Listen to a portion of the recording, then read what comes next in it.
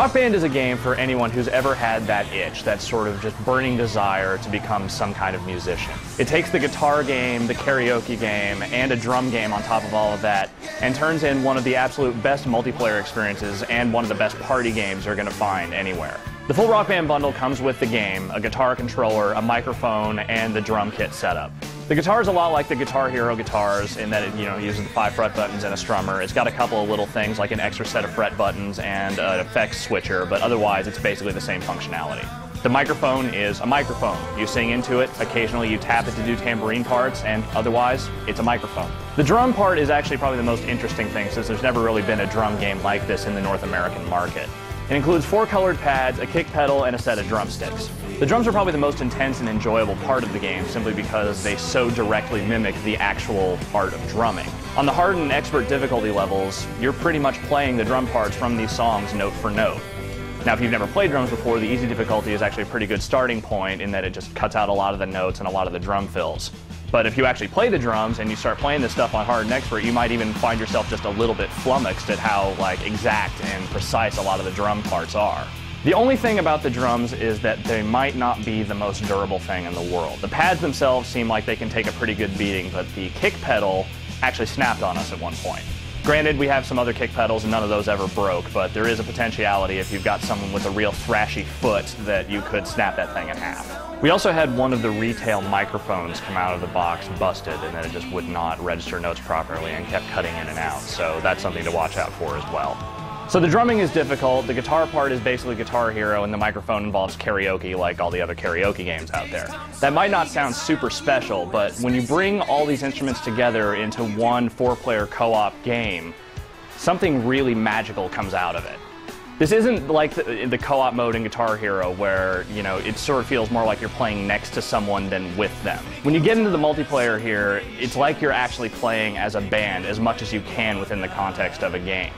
The drummer really does drive the music. If you have a bad drummer, you're going to screw up everyone else who's playing. If you have a good drummer, you can lock into a really nice groove, and it just makes even playing the bass kind of exciting at times. And that really is the sort of driving ethos of Rock Band. It is all about the cooperative multiplayer experience. It's about getting as many different people as you can together and just rocking out. It's meant to be accessible, which is why the difficulty level of the game kind of skews to a lower degree. Maybe not so much with the drums, but with the lower difficulties on vocals and most of the guitar difficulties. It's more about more people being able to play than it is about just extreme difficulty, which is kind of what the Guitar Hero series has become at this point. This feeling permeates the modes of the game as well. There's not really a real driving solo aspect to the game. There are solo careers for the guitar, the vocals, and the drums, but they're just the same kind of basic tiered career modes as in Guitar Hero. More interesting than that is the Band World Tour, which is a 2 to 4 player cooperative career mode. You start out as just a basic scrub band with no money and no fans, and as you start to play gigs, you earn more fans, you get to travel around the world, get a tour bus, a jet, roadies, all the fun stuff that goes along with being in a band. The basic structure of the Band World Tour has you starting out with just a couple of gigs and a couple of songs you can play. And as time goes on, you start to unlock more gigs, get more songs, and eventually start traveling all over the place and playing practically all the songs that are in the game. The one problem with that is that there aren't a lot of songs in the game. There are only 45 licensed tracks and 58 total, including the bonus songs. This does kind of make the mode sort of devolve into repetition, especially since there's really no end to the mode. Your whole goal is just to reach the Hall of Fame, and once you do, it just kind of keeps going. At least the track list is mostly really solid, and the vast majority of the songs are original master tracks from the original artists and not covers. There are a lot of big name hits in this game from bands like Smashing Pumpkins and Nirvana, the Ramones, Black Sabbath, David Bowie, and the like.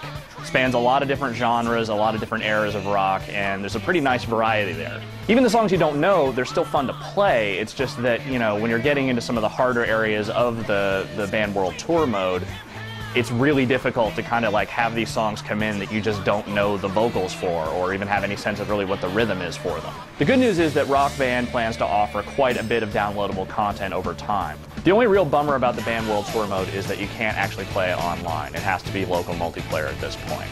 There is online co-op play for up to 4 players, but it's just quick play. It's just a quick match to get a high score, and that's about it.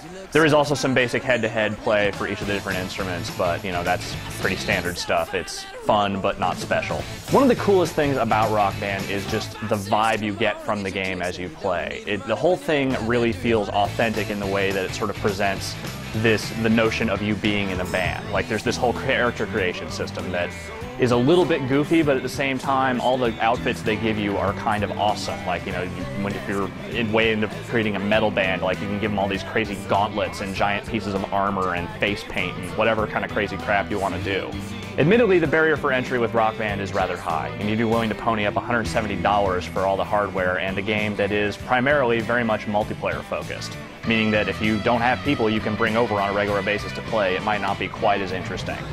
But if you do have the people to play with you, even if it's just one other person to rock along on the drums or the mic or the guitar, the game is just loads and loads of fun. As familiar as some of Rock Band's components might be, there's really never been a game quite like this one.